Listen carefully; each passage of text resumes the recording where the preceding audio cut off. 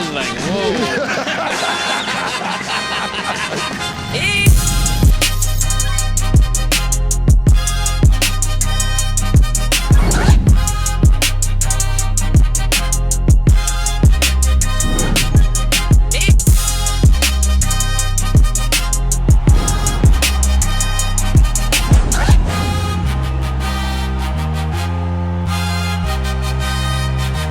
Welcome back to It Is What It Is. This episode is presented by Underdog. If y'all are watching right now, make sure y'all hit the subscribe button. It's easy, it's free, it's right down there. We're on the road to a million, so we're almost there.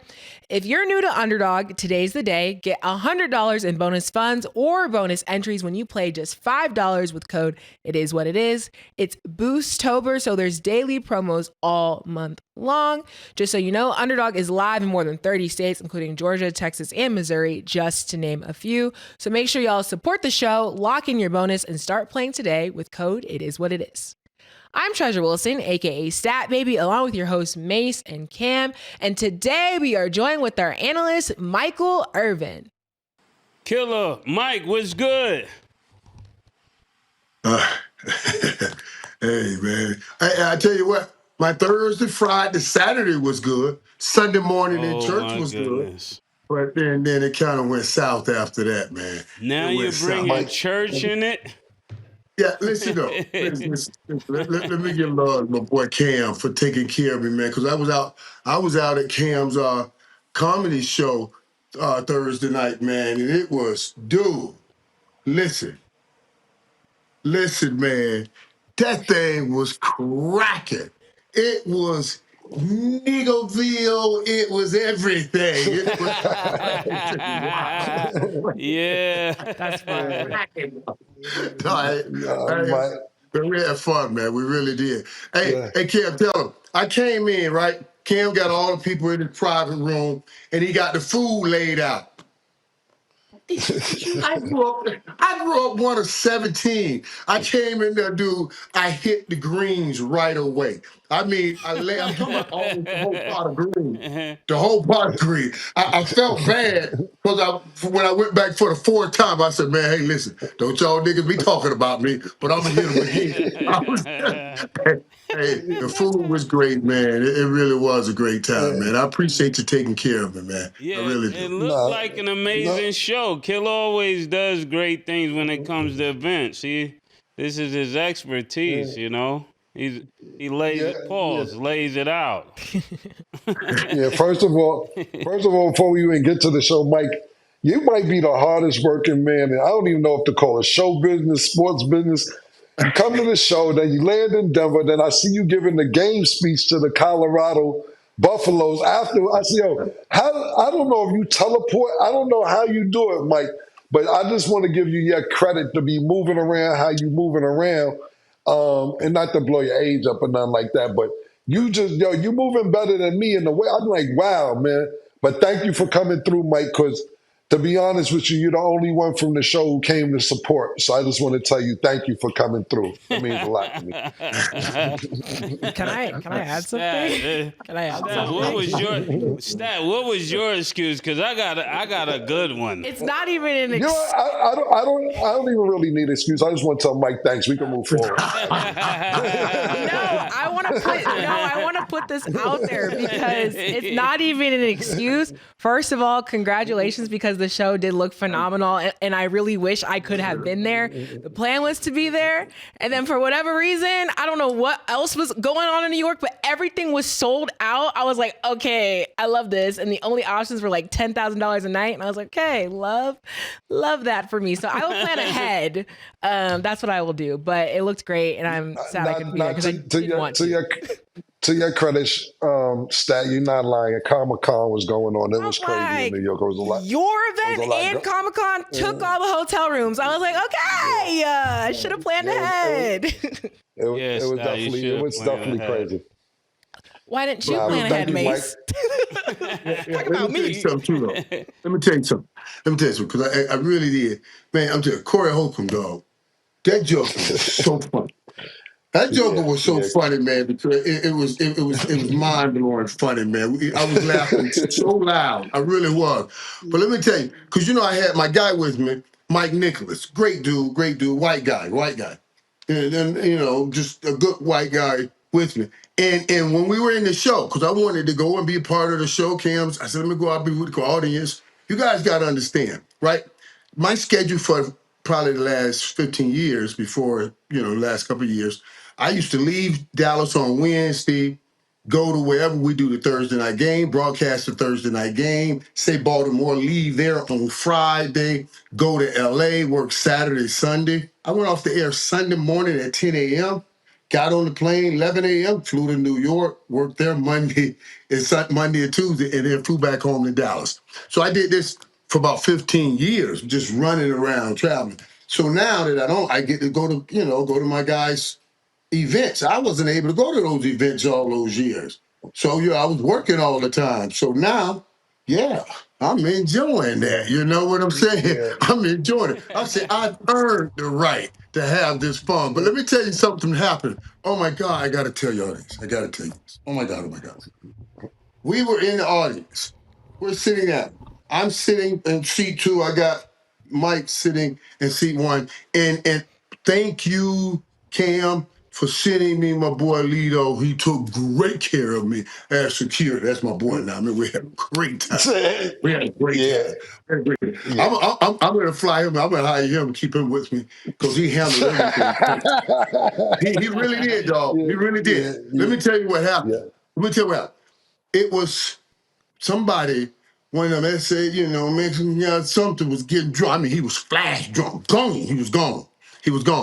And he turned to me, he got up, turned to Mike, and he didn't see me, he didn't even see Lido. He said, "Do not go over my beer one more every time I know something." That's the second time. He just went off. Mike did not go over his beer. We didn't know what he was talking about. I mean, if it was any other brother, he would have hit this dude in the mouth. I said, I told Mike later on, boy, I said, I'm so glad I was with you. A good dude that ain't gonna try to start nothing up in here. Because the last thing I would want to have to hear is, hey, Cam, big brother Mike Irvin came. And that nigga was up in there swinging. What the? You see what I'm saying? What the hell? Oh my God. Oh my God, man. So man. And your boy took care of it. He said to him, he said, "Hey, my man," "why don't you go ahead and go where you're going?" He got him out of there, and we didn't have to take care of it. Later on, when we were laughing so hard at Corey, then he turned, he said, "Oh my God," "it's Mike Kirk. Oh my God, I feel so bad. But I was like, man. Then he started, but then I shook his hand and made sure, we're okay, because I don't want you getting under your say out here to hit me. I don't know what's going on, but we good, right? We good. That's all. So it was a great time. Listen, Mike, anybody I put with you, only reason they ain't get shot because y'all was inside, man. My man Lito don't even play like that, man. He don't do too much talking, man. So I'm glad you were safe, man. So I'm happy you were safe, man. He's a good dude, man. He's a good dude. You love to hear that. Okay, so we're going to start with not one of our favorite teams on here. We're going to actually take a slice of the humble pie because we're going to start with the first seed in the NFC, which right now is the Tampa Bay Buccaneers. They have a 5-1 record after beating the 49ers 30-19. So, Mike, what are your expectations for the Bucs at this point in the season? And then how'd you feel about that game? Man, I thought that was an incredible game for Tampa Bay to come out and win because, they haven't had much success against the 49ers. Now, the 49ers are banged up, but the truth of the matter is, so is Tampa. Yeah, we were just talking about Emeka last week, and now he's even out with Mike Evans. So they had to find other people to make plays. And again, Baker Mayfield found those guys to make plays. I kind of, when I look at it, because, we always want to try to figure out who's the dominant team. Who's the dominant team? Where's the dominant team in the National Football League? Right now, even though Tampa looks like one of the top teams, certainly in the NFC, I've surmised that there is no dominant team in the NFL this year. We're going to see the team that ultimately wins. I believe they'll hit they'll hit a spell of consistency, but you won't have any dominance team in the NFL. I think everybody will have a chance. Mike, can you describe dominance? Because what you've seen, your Kansas City Chiefs do over the years. You walked in every game. Our Chiefs going to win that game. The Chiefs going to win that game. What you've seen the Patriots do prior to the Chiefs. You know, the Patriots walked in. Oh, they're going to win that game. Hey, we ain't got to get outside of this room right here. It's what you seen my Cowboys do when I was playing. Please don't bring up the Cowboys. That please. Is dominance. Please, that is Mike. Dominance. Not right now, Mike. Right, I'm just saying. So you know what I mean. I'm just saying. So yeah. But like, look at it. Any team now could beat any team, and we're talking about Tampa. Tampa has won each one of those games by one score. They could have easily lost all of those games that they have won, but they made the right play at the right time. It wasn't that they dominated, but they did make the right play at the right time, and that's the difference. So some of the best teams right now are at 4-2, right?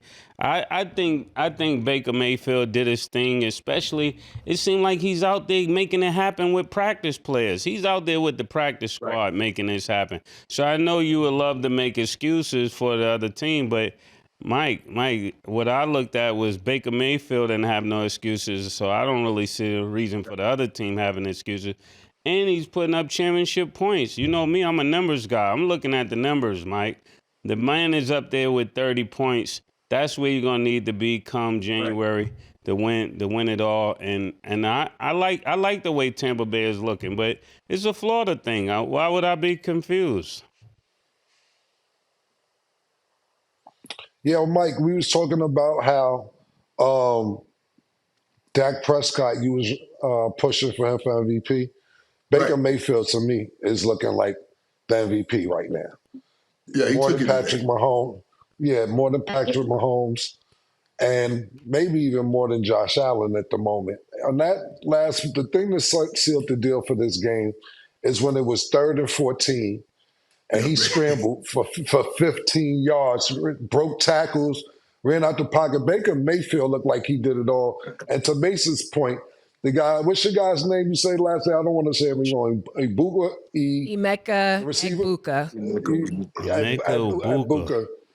Like, Mike, you got to think about Godwin is hurt, Evans is hurt, Ibuka got a hamstring injury during this game, and he still was making it happen. I think Baker Mayfield right now, if you ask me, is leading the NFL. And I know we're in week 6. We got 10 weeks to go, 11 weeks to go. Still early. But he's looking really good. And I think that was the difference in the game. When you sit there and look at San Francisco, and like you said, they're banged up as well. And you look at Mac Jones, and if you don't watch the games and you just look at his numbers, you're like, damn, 347 yards. Every week, this nigga 300 something. But he has trouble getting out the pocket. When the pocket collapses, he can't scramble like Baker. He can't move around, and then he makes irrational decisions. Those are the 2 picks that he made. Well, one of them, they just read his eyes, and it should have been a pick 6, but the guy slipped. And the second one, he had a man wide open for first down, and then he threw it over him trying to get more yardage and got an interception. Numbers look great, looks really good, but his decision-making is questionable. And when that pocket collapses, he has trouble getting out the pocket. So even though San Francisco is banged up, Tampa Bay is banged up too, but Baker Mayfield looked like the Baker Mayfield that we thought he was going to look like when he came into the NFL. Yeah, and you're right, Cam. Whenever you're having a season like this, you have that signature play. You know what I mean? Right. So even when they're putting up the vote for the MVP, it's going to be that play that they put out, you know, because it's going to be like, look at how he sacrificed for his team. This makes him MVP. You know what I mean? Because he got out of the sack, and ran, and then, oh, man, yeah. So, yeah, that'll be. But he did. He had a signature game today. Yeah, and that actual play, the 3rd and 14, that's kind of what sealed the deal, because the next play, he threw a 45-yard touchdown pass, threw it right in the bucket, and that sealed the game for Tampa Bay to win. Yeah. Something I want to add really quick too. I think about Baker, that's a cool story, is like he's making also his case likable. Cause you know how some people you see who are winning and you're kind of just like, I don't really know how I feel about them. I think all of us here, even just alone, have had nothing but positive things to say about him. And even last week in one of our previous episodes, I'm not going to say it was criticism, but I believe Mace, you said this in cam as well. You kind of were like, he needs to be a little bit careful. Like he needs to be a bit careful with the cockiness and like not doing too much. Cause even when at the press conference, they asked him about the MVP chance, he was kind of just like, well, it's week 6. We're just getting started. Like we're not going to go there yet. So he has sparks of both, which is also good to see. So I think from all angles as a quarterback, just not even just from the play on the field, but how he's reacting to, you know, chance and then just the media members and stuff. I think in general, it makes him like a very good package. So I'm excited to see kind of the direction that Tampa Bay will continue to go, because I think Baker. You know what, Treasure, listen now. You know, I don't know, where was I? I was somewhere the other day, and I'm telling you, I was in New York, walking the streets of New York, hanging out in New York, right? And this lady comes up to me, oh my God, oh my God, oh my God. And she's such a big fan of yours. And she was giving you so much love. She was just talking about how great of a job you do and bringing it all together. You know, when me makes a KM goes, how you bring it all back together. I thought that was really sweet of her. You know what I mean? Really nice of her, you know. Yeah, I didn't. Then afterwards, I didn't know if she was trying to hit on me or just keep giving you compliments. I was like, yeah. And then she said some crazy things at the end. I just said, okay, you know, like she's going home to do some things. Pause. I was like, okay, all right. She tried to use me as an in for you. No, but like all jokes aside, I appreciate that. That's really nice to hear, because you know I love my job and I try my best every day to be better. So that's dope to hear. And Mike, that's funny that you say that, because I was actually on a flight last week and somebody was talking about you too. Somebody pulled out a picture with you. You just be like everywhere. Yeah, literally everywhere. It was like with his son. He was like, what a guy. I love Michael Irvin. I was like, I didn't say anything, but I was just cracking up because I was like, I have to tell him. So that's funny that we have a swap of stories of people saying nothing but positive things. So that's dope to hear. I want to add one more thing to what you just said, your last statement, Treasure, to what me and Mike was kind of going back and forth with a couple of weeks ago, is that I kind of see exactly what's going on. And when Mike was saying how Baker Mayfield has that in, you know, I don't remember the exact term he used, but like that shit in him. And I was basically saying he needs to stay humble. And like you said, Stat, it's both. When he's on the field, that nigga's cocky. And then when he gets to the locker room, I like when he's calming down, because that's exactly what he doesn't need to talk shit. Like, he could have been like, niggas couldn't stop me. Yeah, 3rd or 14, you see what I did. But you know, they asked him a question actually, and he was like, well, whatever stat it was, I don't remember the exact stat, but they was like, did you ever think that you would be in the same conversation as Michael Vick? And his answer was, no, I didn't, but I hope that doesn't happen again, because I will never be able to do the things that Michael Vick does. And I was like, yeah, he gets it. He understands it. But on the field, he's that Baker Mayfield that Mike was talking about. And it's good to have that balance. I think Patrick Mahomes and certain quarterbacks have that balance, and they understand it. Yeah. Right, and afterwards, he's giving all the love to his teammates. That's it. You know what I mean? He's all woo. And now, Ken, what I was talking about, that heart and soul of a team is rarely at the quarterback position. Tom Brady was that. You know what I mean? But I don't know any other quarterback was that. And Baker is that. I mean, you know, the fire, the heart, everything that gets them going. You know, and yeah, I like that at a quarterback position. Yeah. Speaking of that, we'll talk about it when we talk about the Giants. Mike, you don't know another quarterback that has that. The Chiefs. What are you talking about, Mike? Right, and the Chiefs, Tom Brady had it. The Chiefs have it. You're right, absolutely, and that's what Mike, I'm saying. That's how powerful Mike. that is. That's how powerful good weekend, it is. Mike. Don't go. No. Don't do that. Right. No, you're right. You're absolutely right. But you know what I mean. You're absolutely right. That boy, he's everything. And that dude is getting out. He's getting back to where he feels comfortable and moving around. And they're putting up some points. So yeah, you definitely got to throw Patrick Mahomes in there.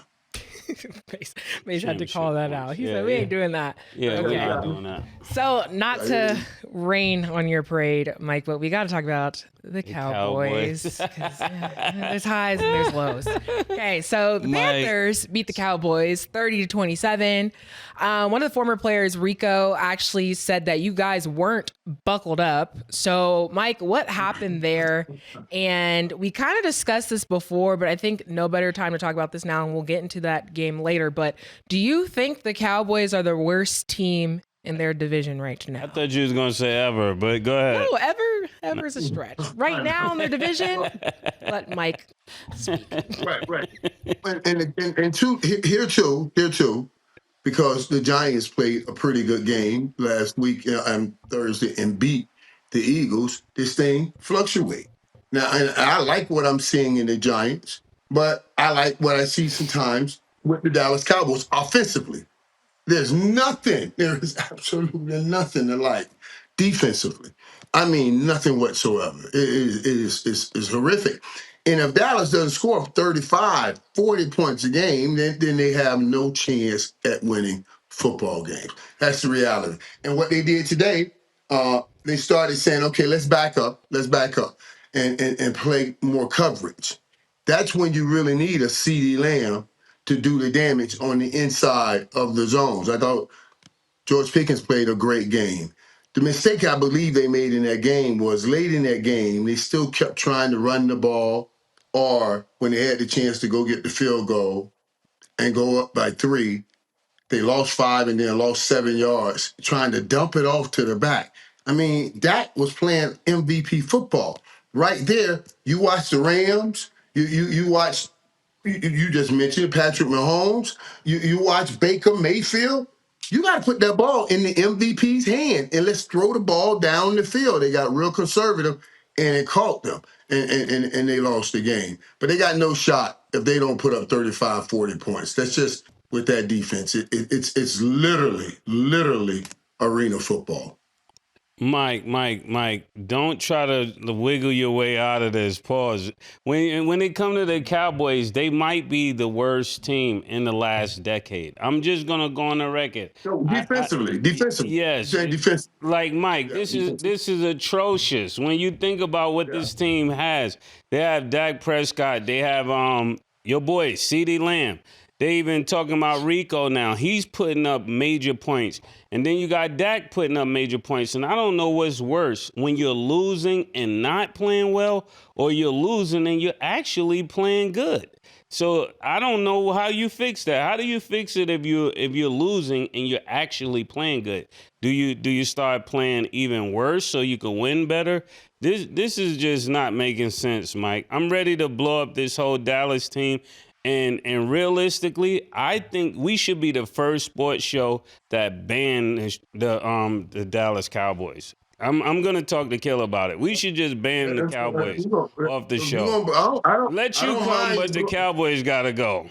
Okay, I don't mind you blowing up that defense. If you gonna blow up that defense, I like the stem for you. I like that match for you. I like it, get it blown up. But yeah, but I want they need a CD back to help them with any chance to help offset how poor that defense is. And Mike, they're losing to a team that was just selling tickets for 50 cents last year. They were $1 tickets. Yeah, and that's the fool's goal right there. Let me tell you, the fool's goal. I'm talking about when you talk about Dallas, like, and Cam, we kind of talked about this even after week 1. Like, they go up against the teams that we expect to be there, and they play hard and good. It was, oh my God, and then they go up against the teams that they're supposed to beat, and they lose. You know, I rather you beat the teams you're supposed to beat. And then get beat by the teams that's supposed to beat you the right way, so you can have a fair assessment of what you have. This way, it's bad. How is it that defense can let even the poorest teams in the NFL have their best days? That's incredible. They have a 4th and 2, 4th and 4 for the game. Dude, 8 yards off them. that's the kind of defense you're playing. He's 8 yards off, and it's a 4th and 4. You got to press that guy. Stuff like that. It's just I don't know. It's the worst defense I've ever seen. Yeah, Mike, this is called bipolarism when you just jump from person to person. This is what you're giving us. This is what the Cowboys are giving us. They don't know which team they want to be. When they play the weak teams, they play down to that.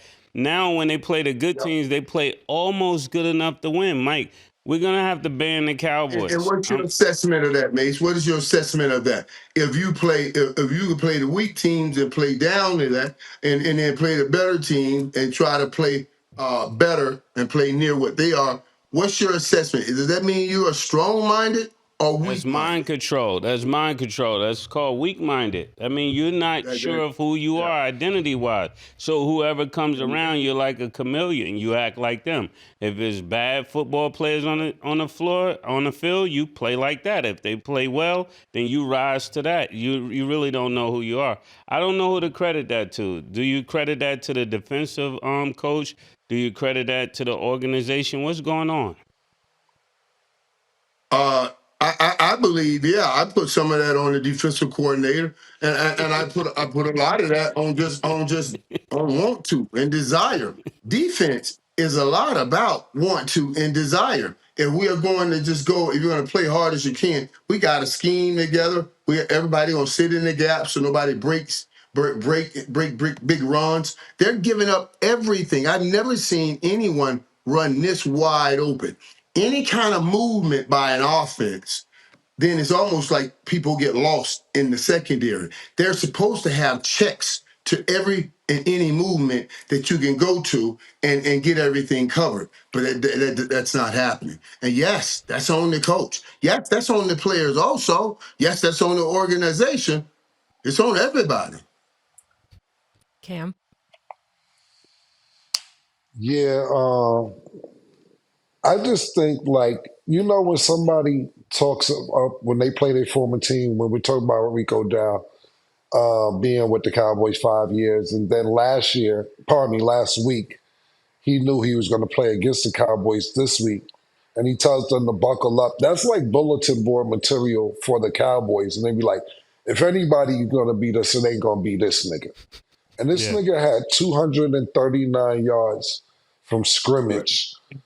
The most against most for any player that went up against their former team. And then after the game, he actually asked them, you told them to buckle up for next week. And he said, what happened? He said, I guess they didn't buckle up. You're not supposed to let that happen. Like, I'm not saying Rico Dow's one of them players where you say, oh man, we playing against this nigga. But you don't sit there and let niggas talk shit about you, knowing they're gonna play against you. Like I said, basketball is nowhere near football as far as toughness. But when I played basketball in the 90s, if somebody did that shit and talk shit, you can't do it today, but they was gonna get hurt. You couldn't go to the basket. You wasn't coming down that lane. We wasn't gonna allow you to talk and leave the court walking on 2 feet. That just wasn't going to happen. Yeah, dog. What you said, Mike? Come on, can't. These jersey swap people. These jersey swap people. What you want from these people? You know what I mean? These jersey swap jerseys. It's like, boy, y'all like, boy, hey, y'all like Jeffrey Dahmer, boy. Y'all crazy, boy. Y'all giving brothers trophies after they whoop y'all ass. Y'all crazy. Nah, he not lying, Mike. Our coach used to tell us either we're gonna win the game or the fight. He wouldn't let us leave the court unless we won the fight or the game. Right. That's how I came up. You went in them neighborhoods, you played those high schools, if you won the game, you're going to have to fight to get out. That's what we did, That's just what that was. Yeah, that ain't the case anymore. That ain't the case anymore. But what I was hoping was, Mike, you actually won this week because, the show isn't over yet, but I'm going to give you the credit because we had two and over for CD Lamb. You only have a 1 CD Lamb today on the show. I was waiting for the second CD Lamb to come out. you on the under. I lost today on the under for CD Lamb today. But look, Dak played good. Pickens played out tremendous 168 yards. But it really isn't much to say about it but clock management, and salute to the coaching staff of not just the coaching staff of the Panthers. They went for it on a 4th and 2 to burn more clock and to get closer for the field goal. And that's just exactly what they did. They hit a walk-off field goal with no time left on the clock. I'm surprised you didn't say that, because that was another thing I was expecting from you. Well, if they missed the field goal, and if it would have went into overtime, and if it went down to third in the overtime, if the DB, if Deron Bland would have come up and pressed the receiver, just press the receiver and make the quarterback hold it. He has to get rid of the ball. That's the mistake they made there. That's the details. But Cam, to this point that you're talking about right now, and I was talking about there's no dominant team, that's going to be the difference for the teams that go far right there this year. It's going to be coaching. And the great coaches got to make the right decisions at the right time, because there's no dominance. And everybody will have a chance. And, if you got a good offense, you'll have a chance. But it's going to come down to coaching. And I thought tonight you should have put it in the MVP's hand and threw the ball more up the field. He's not the MVP, Mike. Can you stop saying that? That's Mike. That is out the window. Mike, please stop. Mike. He went into the week. Wait. He went into the week. He went into the week as an MVP. Yeah. He went in as an MVP. Man. That's what he did. And and then the last thing, I have a question for Mace. Mace, the quarterback for Bryce Young, he had 199 yards. Dak had over 225. How does this explain your theory? The first quarterback to 225 wins the game. Let me look at this for you, Killa, because I knew you was going to bring that. There was an over and under on that as well. I'm just going by your theory that whoever quarterbacks get to 225. Yes, normally, but when championship pedigree kicks in, it overrides the 225, and now that's what we're looking at, 30 points, Cam. You would notice if you was watching the game. We're entering to the championship end zone. And that's when everything changes. Who has championship pedigree on the Panthers? Tickets was $1 last year. That's what I'm trying to say. Is things have changed. They're scoring championship points. Michael Irvin is here. That's why we paid him, right? And Michael Irvin is here to tell you, Cam, that 30 points is championship points. Michael Irvin, do I stand corrected? Rebuke me. You went to church. He's right there. That's about. I will amen to that, Pastor. Yes, I will amen to that. That's about the number. That is about the number that you're going to need. Didn't like that. You got to reach it. I don't mind, because I see Stat's face, and we both know what's really going on. I see Stat. It was no, Mike. It was never if you don't score if the quarterback doesn't get 225, as long as you get 30. It was only 225. So I guess it's anomaly. There we go. Precisely. Because Mike, you lost me talking about Dak as the MVP candidate. Like we didn't just see an exceptional performance from Baker Mayfield. Dak is out the window. And Mace, you lost me talking about championship pedigree with the Panthers when you just called them out for their ticket prices. So Stat, let me tell you, things are changing. Let me tell you one thing. Stat. We're in a world where things are changing. You guys got to get with the change. We're not back in the 90s. You know what's crazy, Stat? Is both of them went to church yesterday morning. It's crazy. Sitting up here with this. That's the crazy part. I thought it was because I was holding my hands like this. I was getting Killa be spinning it when he put his hands like this. So maybe I need to stop putting my hands like that. Okay, it's a perfect time to go to break so everybody can just think about what they just said. When we return, we will discuss the Giants Thursday night football game. Don't go anywhere. She called this thing about toxic. 4 years and counting. Got you feeling like an option. Maybe I'm my own problem, babe. She tired of hearing I don't know. My stubborn in me won't fall. Dealing with this thing called trust. But she really thinking about it. She wanna be free. Welcome back. Now let's get into our underdog picks of the day. It's Monday Night Football, so tonight the Bills will play the Falcons. Underdog has Josh Allen at 225.5 passing yards. Do you have him higher or lower, Mace? I'm going higher. Okay, Cam? Yep, high. Okay, James Cook is at 71.5 rushing yards. Do you have him higher or lower, Cam? I'm going to go lower. Yeah, lower. Okay, and Michael Penix is at 223.5 passing yards. Do you have him higher or lower, Mace? I'm going lower. I'm going higher. He got some dogs at the receiver spot. I'm definitely going high. Okay. Make sure y'all download the Underdog app and you can make your picks too. So we're going to backtrack to Thursday night football because the Giants did what a lot of people thought that they couldn't, and they beat the Eagles 34-17. So Mike, I think this goes hand in hand because I asked you a question last segment. You kind of skipped past it. So 2 questions.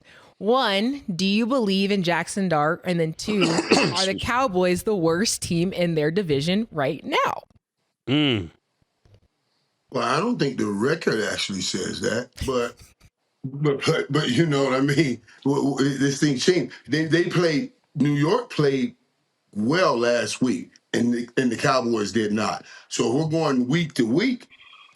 But the Cowboys scoring more points than the Philadelphia Eagles. I mean, how are you basing this right now? How are you basing? The Eagles just lost to the Giants. Can I put the Giants ahead of the Eagles? Because they just, you see what I'm saying? So yeah, it's week 6. It's not good. It's just week 6 right here. But let me tell you about this game. This game here I was in New York. It was an interesting game now because they came back thinking Saquon Barkley's coming home to do his thing to the Giants. The first run he got went for almost 20 yards. But by the game's end, Scatterboo was saying, "Scatter out of here, we got him." That's what he's just saying. Scatterboo. Scatterboo and Dart. Boy, hey, listen, New York gonna love them dudes right there, man. That dude, that's one. Did you see that guy when he scored a touchdown and did a backflip?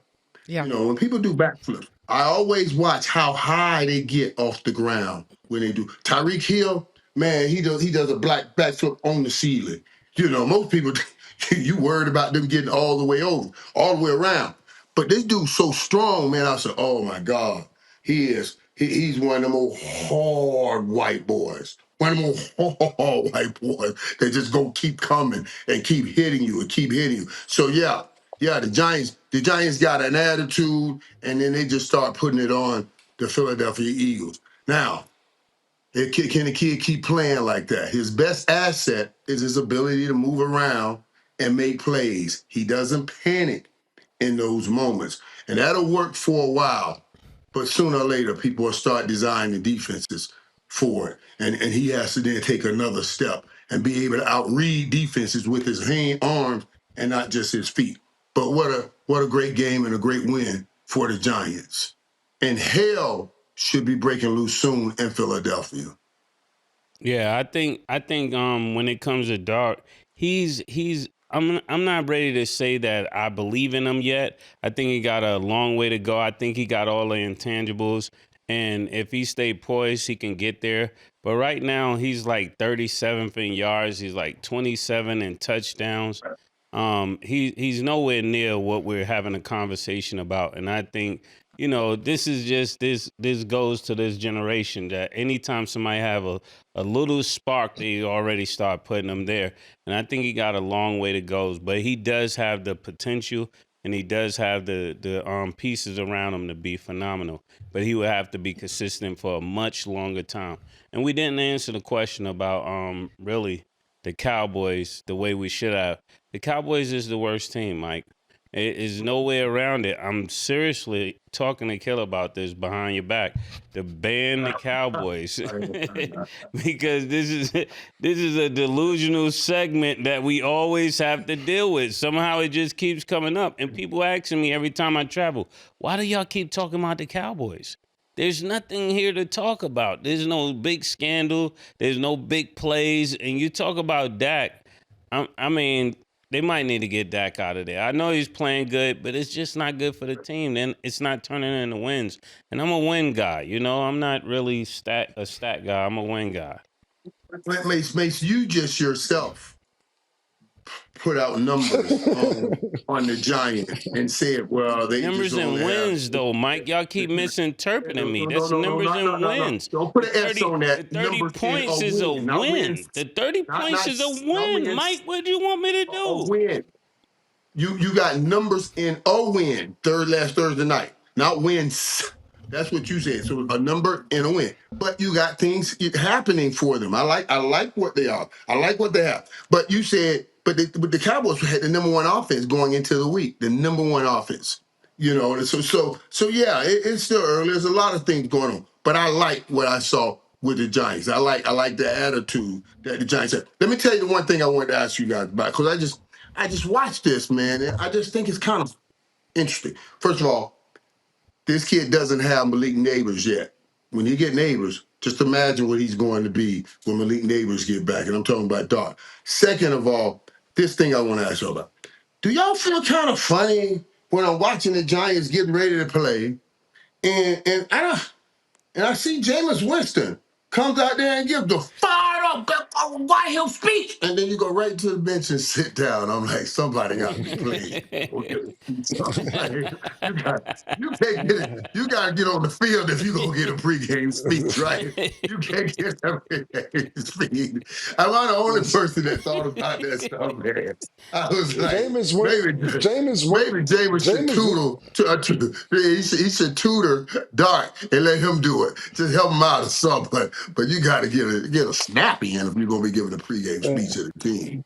I think Jameis Winston been doing that since Cleveland, before he even was playing in Cleveland, before Deshaun Watson got hurt. He's a great motivator, a great speaker. Even after they got eliminated last year and went home, he was on the road doing interviews, press conferences. I think he's going to have a great career after he stops playing. I mean, not that he's playing now, but after he stops playing, I think he's a very. I love James. I love James. I like. Yeah, but I get what you're saying. So I'm gonna let all that slide over. I'm gonna let that slide, pause. I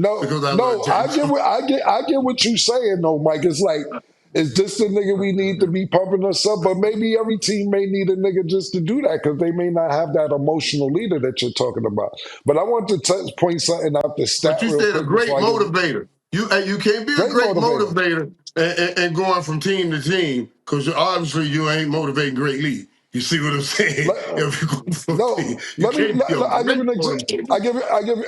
you an example. Mike Mason's a year older than me, so my senior year, not to put his business out there, he was still in school with me. But the thing about it was, when I played and I was fucking up, he was at the game, and he motivated me from the sidelines games where I wasn't doing good, or he like, "Kim, fuck is you doing, nigga?"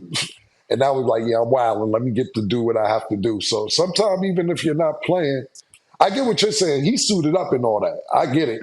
But sometimes you may need to hear that voice from somebody else. But I get what you're saying 100%. I can't disagree with you. You got way more football knowledge than if I died and came back, I wouldn't have as much football knowledge as you. But I want to go straight to stat real quick and point something out the stat real quick. Since it's a new rule, I just thought I'd bring it up to you. This is another quarterback that didn't get 225 yards that won the game, being that some things changed. So I thought I'd just talk to you directly about it. So, but I know the new rule. Love this because it's going right back to my point, Cam. They're reaching championship points. You're missing the wrinkle in this. You're I was missing a talking to Stat. wrinkle. Mike, come on, Mike.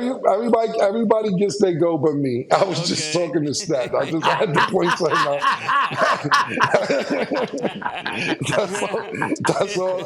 That's all I was saying to Stat. It's another game.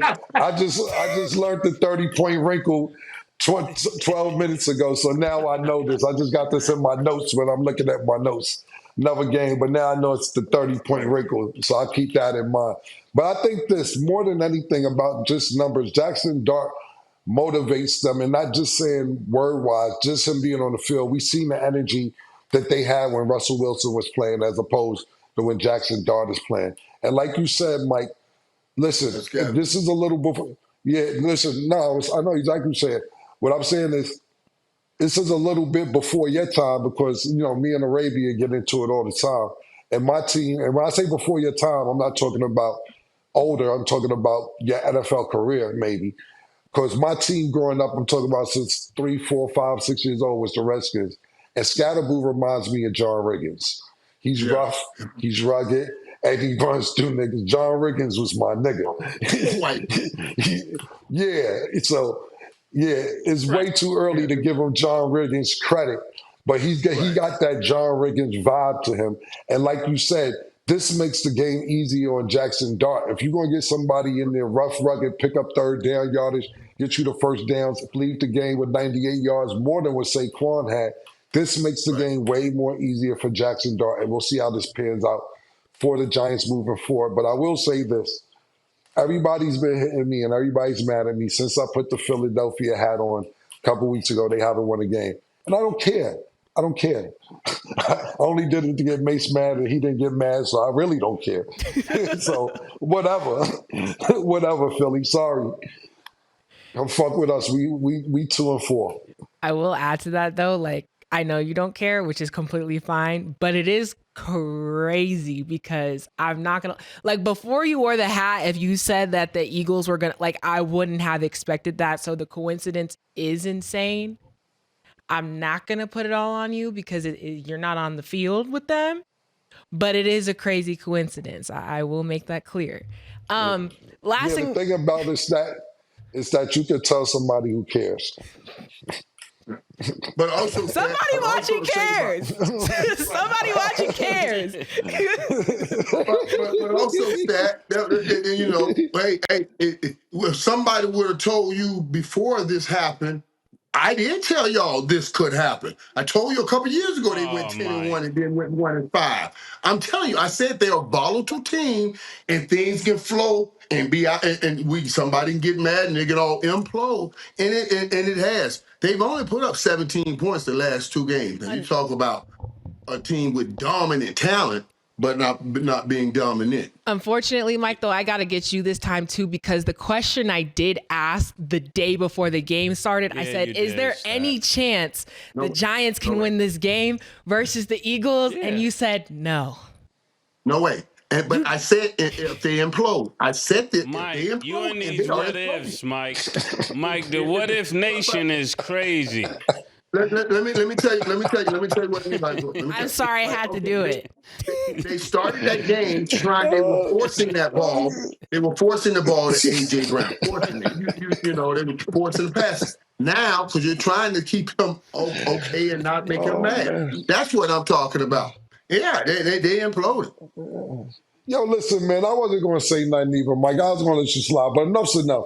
Listen, man, when you started this segment and Stat asked you who's the worst team in the division, and you was like, the record doesn't say so, it's because they're half a game ahead of the Giants because of the schedule. It is okay, but don't say it like that. I ain't lying. It was facts. But it's because of the schedule. You are half a game ahead of Giants. Secondly, you tried to say week to week. What happens? This week, okay, cool. Let's go week to week. Y'all lost to the worst team last year in the NFL, which is the Panthers, and the Giants beat the defending champions. So stop, Mike. Y'all are the worst team in the division. I ain't going to go as far as Mason say ever because the Jets still haven't won a game this season. But come on, Mike. Come on, man. But that would still be your opinion, not the facts, if the record don't say that. You see what I'm saying? So I'm closer to I'm closer to the facts. That's your opinion. I'm saying the facts doesn't say that. Okay. How you see what I'm saying? That's all. That's all I'm saying. It's a half a game. All right, you're right because of the schedule. Half a That game. yeah, it ain't even a full game. You're half a game better than the Giants. Okay, you're right. If we're going I to the gotta take facts, that half you're right right. now. I gotta take what I can get. I'm taking. All right.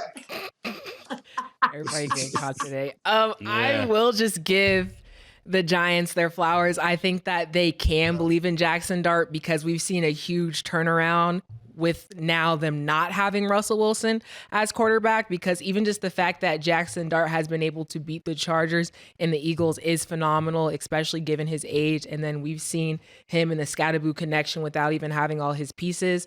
The Giants are in a very good position right now. But a quick question that I want to ask you guys regarding this game before we move on to the next one. We saw the energy shift as soon as Russell Wilson was placed on field when Jaxson Dart had to go in the tent for concussion protocol, which in return we saw their coach get in trouble because he wasn't supposed to be over there. But how do you guys kind of feel about what has happened to Russell Wilson, just from like the player that we knew, I'm going to say once was, because that's my take, but the player that we saw him as to where he is at now to getting booed for literally doing about 2 plays on the field?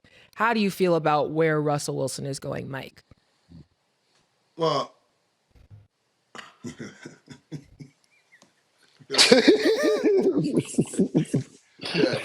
Damn. Yeah. because what it looks like. What it looks like is that there's a PC here, and a PC means there's a pre-Sierra and a post-Sierra. Pre-Sierra, he was a something. He plays pretty good football, but I don't know. Post-Sierra, that thing has gotten real bad. You see what I mean? And real bad, not just in his football play, but even in his football way. Like when he came over to Denver and got all the special treatment. They were saying a lot of things. I think that divided him from the team. And and even now, then now you get cut. Now you're the guy trying to latch on to a team. You're not coming in as the big guy. So yeah, this has been a hard fall, I thought, watching Russell Wilson go through this the last few years, what he went through in Denver and what he's going through here in New York. Mike, are you blaming Sierra? Is that what I heard you say? No, that's just coincidence. It's just a coincidence. I'm just acknowledging the fact. I don't know why y'all putting things in my mouth. I'm stating real. I'm just talking about what really happened. Like it was a pre and a post. The pre was good. The pre went to Super Bowl. The post, yeah. Yeah, I think it's crazy. He didn't even play out there for 2. I didn't even really see 2 plays. I thought it was only 1. But when you think about it, once you start getting booed in New York, it's a no turnaround. New York is not a forgiving state. This is like wherever the precedent is set. Normally, I mean, unless it's an anomaly, that's where you're gonna be for the rest of your life. I mean, so I don't know how to even help him with that, because that's the one place you don't want to be booed. You don't want to be booed in New York, and you definitely don't want to be booed in LA. And when you start getting booed in those places, it'll travel sometime to regions. So this is crazy for him and for Sierra. Yeah, and the reason you asked the question, sorry about that, Ken. I just wanted to. No The problem. reason you asked the question is you saw what the coach did when that kid was in protocol, in a concussion protocol. The coach went over there and said, I don't care if he got a concussion, ain't got no brain. Put him back in the game over Russell. What that does to every other coach, any other coach on any other team, they're saying, boy, he must really be done. Like, I don't know that Russ gets another chance after this because of that kind of action that you see. Even coaches do. What is he saying? Coach saying, no way I want to put him in this football game, even if I have to put him back in, and I know he ain't got his right mind. Yeah, that's how. Yeah, to add on to what you guys said, look, not necessarily Pittsburgh, but you leave You leave Denver. no, Seattle, talking about your offensive line. Then when you're in Seattle, you negotiate parking spots, offices, everything else to where Sean Payton said, look, I didn't come here for him. It's either gonna be me or him, and then we see they stuck with Sean Payton. I don't think he exited Pittsburgh that bad. But when you get to New York, you come in and then you're at the Knicks games and everything else last season. When you get there and everything else, and you're living in New York life, and you're supposed to be that quarterback. I just think that, and y'all can all correct me if I'm wrong, the Legion of Boom kind of saved him from what I'm about to say because they were so rough and rugged, and not just the Legion of Boom. You had Marshawn Lynch running through niggas. Look, they look really good, but to me, you can't have that kind of hair and expect to be a dog. When your hair's that silky, it just doesn't work out. I don't know niggas with silky hair and they dogs. Nobody with the silky hair is dogs. Michael Jordan ball hair, my nigga KD come in, nigga, no haircut. Nigga, you gotta be one of them niggas. When your hair is too silky, they don't respect you. Look at Michael Porter Jr., shipped him to Brooklyn, all that silky shit. You can't really have that silky hair and niggas respect you as being a dog. Now they just looking at you as a prima donna. Like, look at this prima donna ass nigga. He's a diva. You know what I'm saying? You gotta produce when you got that image. Go ahead, Okay, man. let me give him one. Pause. Matt Barnes' hair is silky. Matt Barnes is a dog. Yeah. He must have been about to lie. Not my fault. I wasn't gonna lie because Matt Barnes is my nigga. Yeah. But that's what I'm trying to tell you. Like when you have that, because Matt Barnes my nigga, and you're right about that. But when you have that hair like Matt Barnes do, you gotta punch niggas in the face off the top. You gotta punch people, right? You gotta make sure. You gotta go overboard to make sure they don't. Yeah. Right. You right there. Exactly. You gotta go overboard. Matt Barnes let you know from the jump, I will punch you in your face. Matt Barnes will get on the highway, drive 217 miles to kick Derek Fisher ass about his kids. You gotta let niggas know when you that light skin and got that type of hair. Off the jump, don't confuse me with the other niggas with this hair. So then Russ need to just take a road trip then. That's my boy too. Matt my boy said, Matt said I had to go see about my kids. Okay. Yeah, that's a fact. Okay, so that was a great example, Mason. That was a real great example. But Matt Barnes will punch you in your face from the jump, so there's no confusion about it. Yeah. So that means Russell Wilson, like I said earlier, he needs to take a road trip. Russ, if you're watching this, maybe you need to just go pull up on Sean Payton and get some straight now. See, the whole thing about it is this. Let me. The whole thing about it is this. And no disrespect, and I don't want to get too much into people's personal business or anything like that. But Russell, lucky nigga, ain't take a road trip with him playing with people, kids, and changing their last name and everything else. So PC and what was it? Pre-Sierra and after whatever initial Mike post-Sierra, right? Yeah. Yeah, that's crazy. Change the kid's name is crazy. Right. But I'm gonna mind my business, you know. Yeah, me too. Yo, not with them. Me too. Me too. Well, I think on that note, y'all, that is all the time that we have for today. This is a great discussion today. A lot of football, a lot of good topics, a lot of good think pieces. So in the comments down below, let us know what y'all think.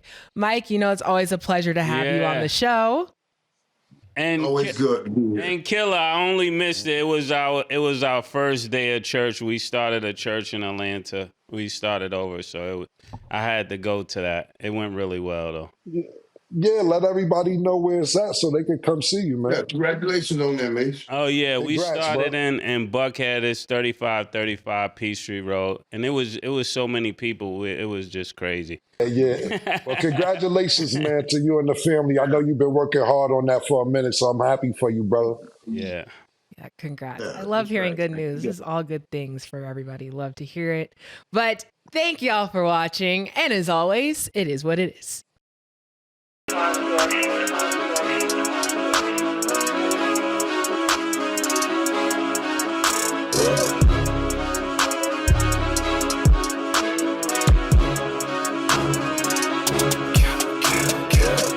what you want, nigga. Everything, nigga, super size. 2 Big Macs, like when they doing them 2 for $5.